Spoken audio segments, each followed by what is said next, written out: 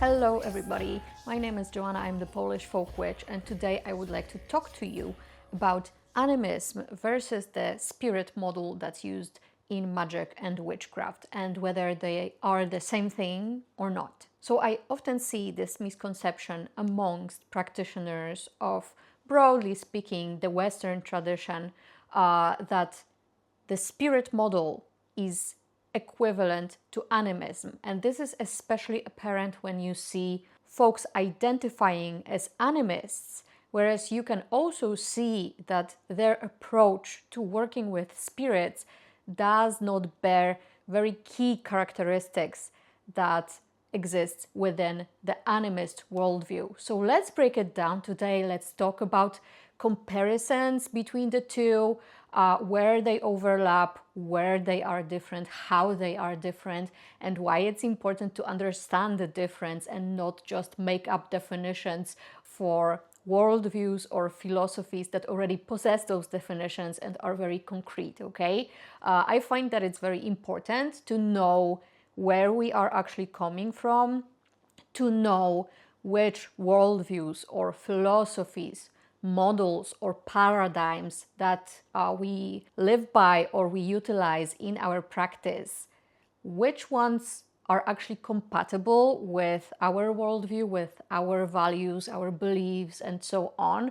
I believe that it's very important to be precise about definitions and meaning of words, not to an anal degree, let's be honest, but taking a philosophy or worldview and creating your own definition for it essentially makes no sense. We have these names for specific philosophies or worldviews so that we can know what we are actually talking about, so we can compare and make sure that we are actually talking about the same thing when we are communicating with others about certain things, Perhaps for folks who may be confused about the differences and similarities between animism and the spirit model, maybe this video is going to be helpful for you. And either way, I'm just hoping that we can maybe open up conversation about, making sure that we know where we are coming from when working with spirits, which is ever present when it comes to the practice of magic and witchcraft,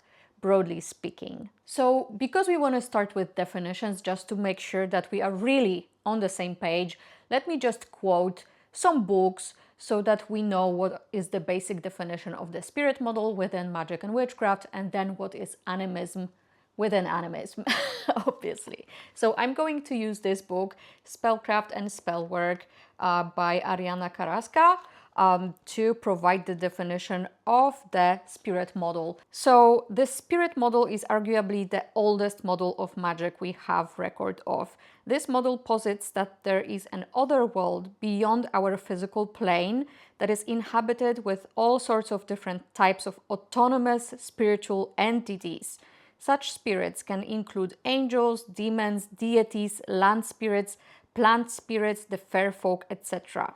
When we perform magic through the spirit model, we understand that the works are carried out and function through the help of entities enlisted in the magical process. Behind the scenes, these spirits are able to control, manipulate, and influence situations in a spiritual plane we don't readily have access to, so that they align and fulfill the magical goal. Then we could expand on that of course you can gain access to that realm by means of spirit flight, trance work, astral projection, or whatever you want to call that. Every kind of tradition tends to have its own name for these practices. But in a nutshell, the spirit model believes in the existence of spirits, believes in a realm other than the physical realm where these spirits reside. They are real and tangible. All of the deities, all of the spirits, demons, angels, different categories of spirits, right? The spirit model essentially believes that they exist and they can be worked with in your magical practice for results. And within the spirit model, it is usually assumed that you achieve results through these spirits, that they are the powers who actually grant results. That's usually how it's perceived. Now let's move on to the definition of animism. So for the definition of animism, we are going to be referencing Graham Harvey's Animism Respecting the Living World, which is one of my fave books on the subject. Animists are people who recognize that the world is full of persons, only some of whom are human, and that life is always lived in relationship with others. Animism is lived out in various ways that are all about learning to act respectfully, carefully, and constructively towards and among other persons. Persons are beings rather than objects who are animated and social towards others, even if they are not always sociable. Animism may involve learning how to recognize who is a person and what is not, because it is not always obvious, and not all animists agree that everything that exists is alive or personal. However, animism is more accurately understood as being concerned with learning how to be a good person in respectful relationships with other persons. So, as you can see probably straight away, there is a major difference between the two. To explain it further, just to make sure that we again are on the same page. The spirit model is essentially the belief in the existence of various spirits, either within certain hierarchies or types, classes of spirits or races even, depending again on paradigm or philosophy or tradition. Whereas animism is very much concerned with the recognition of the personhood of all living beings, spirits, entire ecosystems, right? And so on, landscapes, right? So we have these two kind of overlapping with each other, because obviously animism by default includes spirits within all of the persons that we can encounter out there by living our life, right? If you are an animist and you practice spirit work of any kind or magic or witchcraft of any kind, by default you are doing that within the spirit model, because animism includes spirits within all of the recognized persons out there. But if you consider yourself somebody who practices within the spirit model, that does not automatically mean that you are an animist. The spirit model, you could say, that is kind of like a vague and broad category that recognizes the existence of spirits, right? And now, of course, animists also recognize the existence and personhood of spirits, but what other traditions or philosophies or worldviews recognize the existence of spirits? Most world religions recognize the existence of spirits. Any religion you can think of does recognize the existence of spirits. Are all world religions animist? Not at all. Not at all. Let's look at Christianity, right? You have, of course, the God, the major figure of God. You have figures such as Mary, the Holy Spirit. You have saints, and so on. There's a plethora of beings who could be considered spirits, right? Is Christianity concerned with the acknowledgement of the personhood of plants or landscapes or natural phenomena? Not at all. In fact, that would be considered heresy. So you can see that Christianity does include the spirit model kind of perception of reality within the religion, because obviously if you are supposed to believe in something, some kind of non-physical entity, then you believe in spirits by default. But is it animist? Not at all, because it does not recognize the personhood of the broader community of persons, of beings out there.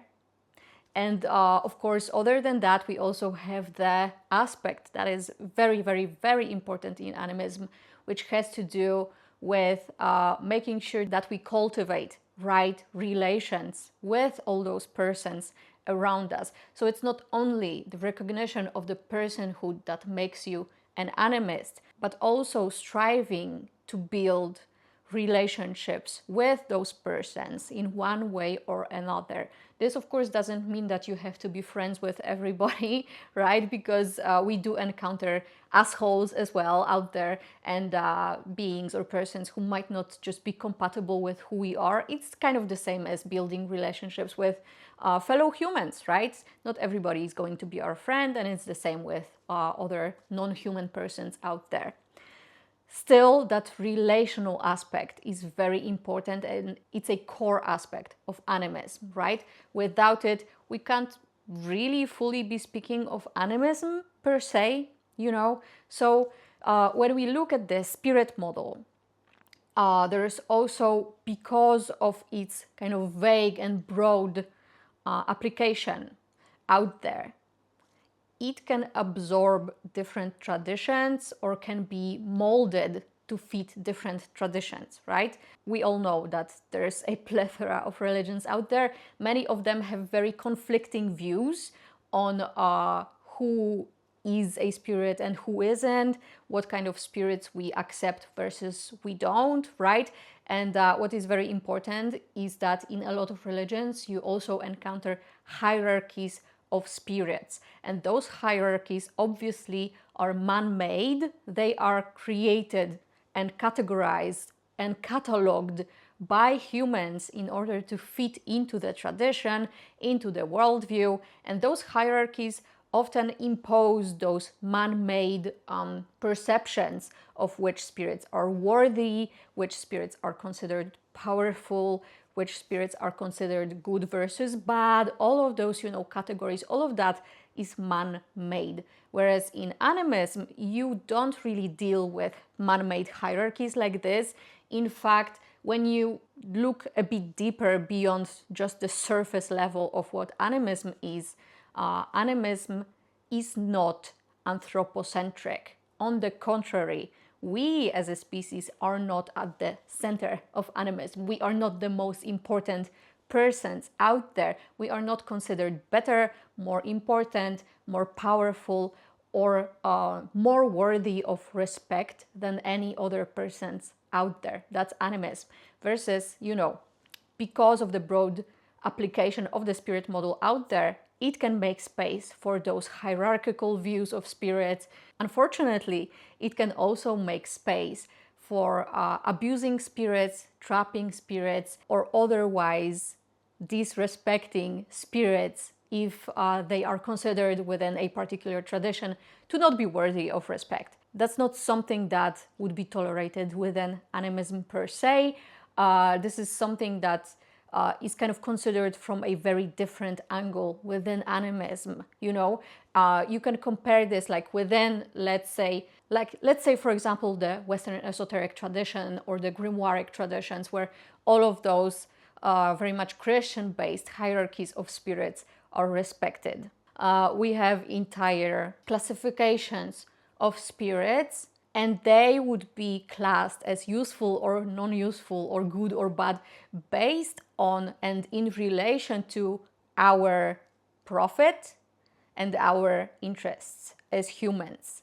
Whereas in animism, you would look at persons, spirits broadly, right, out there as participants in an ecosystem. So every person in the ecosystem, every being that's active within that ecosystem has its own role, just like in nature, every little plant, every little natural phenomenon, and so on, every animal has its own place, its own role, and it's crucial to the entire functioning of the ecosystem. So they cannot be perceived in a hierarchical way, like, this one is more important than the other, because the truth is that they coexist and they cannot exist without one another. You know what I mean? So that's kind of how you would perceive spirits and beings and persons, very broadly speaking, within animism, versus in the spirit model that is very much dependent on the tradition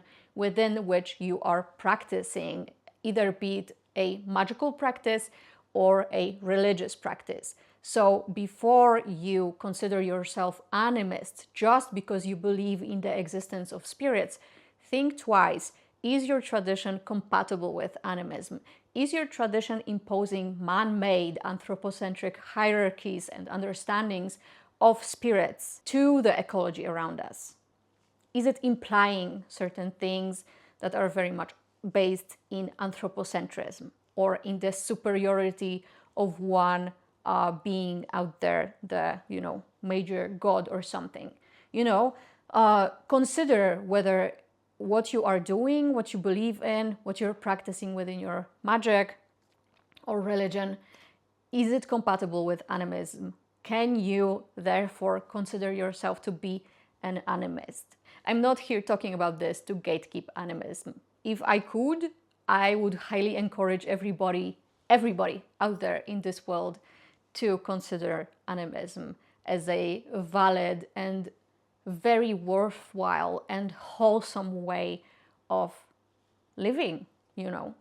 I can't convince everybody, and I'm not trying to convert. So all I can say is please consider where you actually are. If you would like to be an animist, please consider what work is still ahead of you to actually get there, what you need to still maybe dismantle or reorganize in your life, in your religious or spiritual practice, right? To actually get there.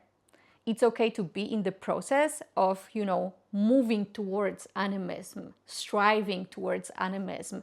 This is not something that can be done instantly, like that. And okay, yesterday I was working within the Solomonic grimoire tradition, and today I am an animist. No, that's not exactly how you can achieve that. It takes time, it takes deconstructing, it takes reconsidering and changing your perception of the entire world around you. For me, I think fully transferring my practice and my views and just the way I live my life, honestly, towards animism, I think it took several years, honestly, of an active work towards that. And I strive for it every day. I don't think the process is ever fully complete just because of the world we live in today and the systems of oppression that we are all kind of forced to exist within and can't fully opt out at this stage of where we are, as a civilization. So it's just something that needs to be considered and reevaluated on a regular basis to ensure that we can be the best animists that we can be. So anyway, I hope this was helpful. If you have any questions or if you would like to add anything to this topic, I welcome comments, questions, anything. I'm so curious about everybody else's perception of this. So let's have a conversation and let's open this up. Thank you so much for watching, and hopefully see you around soon. Bye.